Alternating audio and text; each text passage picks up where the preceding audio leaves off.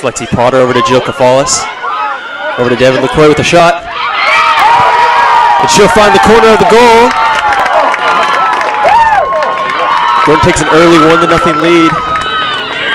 Goal by number 12, Devin LaCroix, the junior midfielder.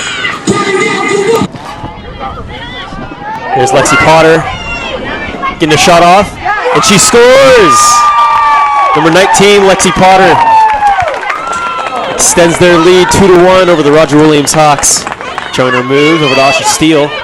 Going with some momentum. Let's see what they can do with this. Emily ball, there it is.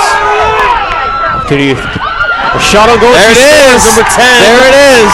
Emily I called it, Alex. I called freshman. it. Emily Rodriguez. Yep, attacking from the left side again, and she puts it in the back of the net, giving Gordon a 3-2 lead.